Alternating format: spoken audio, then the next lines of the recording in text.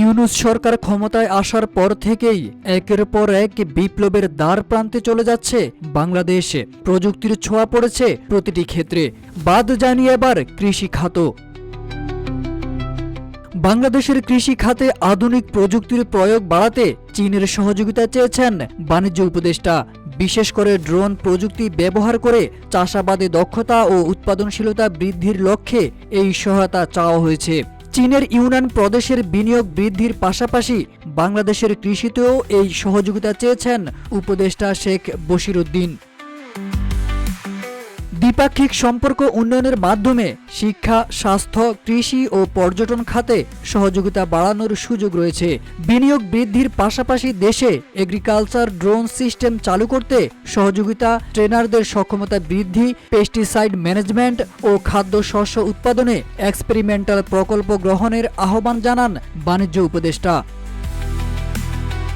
বাংলাদেশ ও Yunnan প্রদেশের মধ্যে ব্যবসা বাণিজ্য বৃদ্ধির বিপুল সম্ভাবনা রয়েছে জানিয়ে শেখ বশিরউদ্দিন বলেন, বাংলাদেশ সম্ভাবনাকে কাজে লাগিয়ে বন্ধুত্বপূর্ণ সম্পর্ককে নতুন উচ্চতায় নিতে চায়। ইউনানের পর্যটন অভিজ্ঞতা কাজে লাগিয়ে স্থানীয় পর্যটন বাড়ানোর ক্ষেত্রেও সহযোগিতা চান তিনি।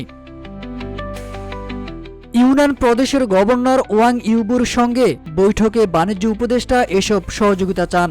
রোববার সচিবালয়ে বাণিজ্য মন্ত্রণালয়ের সম্মেলন কক্ষে এই বৈঠক অনুষ্ঠিত হয়। ড্রোন প্রযুক্তি দিয়ে বীজ বপন, কীটনাশক বা সার ছিটানো অনেক দ্রুত ও সমানভাবে করা যায়। এতে সময় বাঁচে ও শ্রম খরচও কমে যায় শ্রমিকের প্রয়োজন। কম পরিমাণ সার বা ওষুধেই পুরো জমিতে প্রয়োগ করা যায়, ফলে উৎপাদন খরচ কমে, যা কৃষকের জন্য বড় লাভ।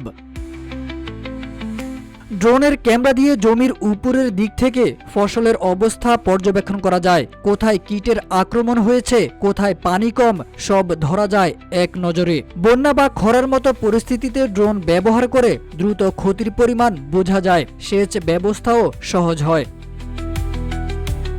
ড্রোনের মাধ্যমে বাংলাদেশ স্মার্ট কৃষির দিকে এগোবে, যা দীর্ঘমেয়াদী কৃষিকে আরও টেকসই ও প্রযুক্তি নির্ভর করে তুলবে।